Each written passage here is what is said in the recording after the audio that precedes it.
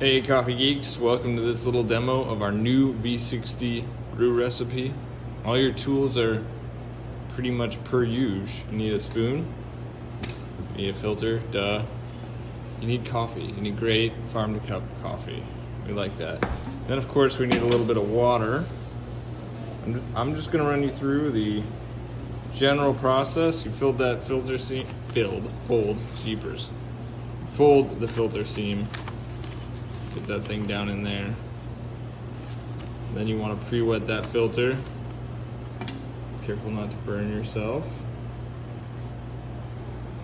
Now here's an important tip. Once you have pre-wet your filter, of course you need to make sure you drain your water.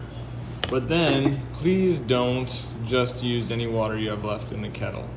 Go get some hot water. It needs to be really, really hot. The hotter the better to get the right extraction out of the coffee. So go refill your kettle. Once you've got that fresh water in the kettle, it's time to get to brewing. Scale on, obviously, make sure it's tared out. Want zeros on there. And then once our recipe is 24 grams in, we're trying to get an out of about 360 grams. And that will allow it to fit in a 12-ounce to-go cup. Once you got your 24 grams, what I want you to do is give yourself a little volcano action here. Make yourself a well in those grounds. That's going to help the water during the bloom saturate all of the grounds. Tear the scale out, and we're going for a bloom of roughly 70 grams. Start your timer. Get that water on there. Get it all over the coffee. We're trying to saturate, again, all of these grounds. That's the goal. I overshot a little bit. That's okay. It's not the end of the world.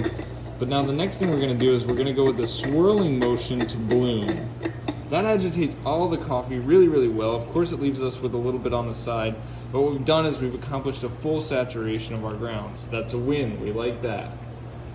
We're going to let this sit for 30 to 35 seconds. We don't want the grounds to desaturate too much, so we want to get some more water on there at about 35 seconds.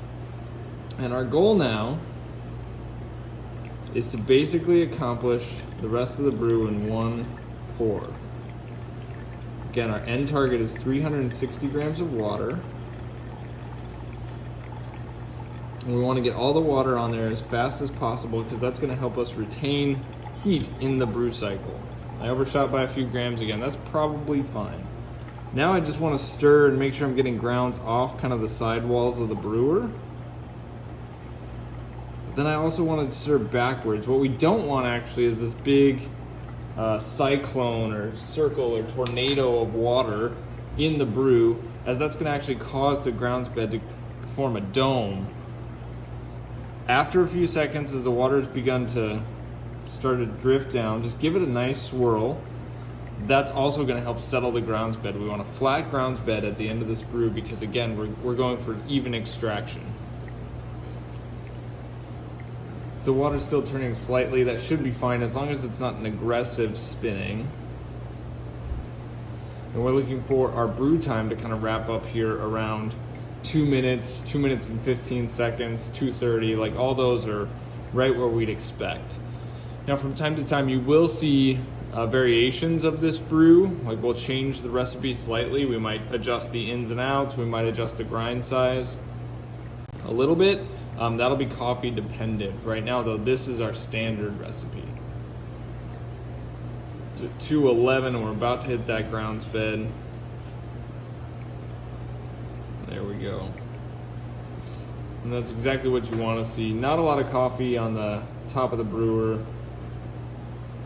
We've got just a few grounds here, but everything else is really settled in outside from these fine particles. And we have a flat grounds bed finished right about 2:30. I used Prism Guatemala today, and gosh, I'm excited to drink this. Time to do some stuff. Cheers, y'all.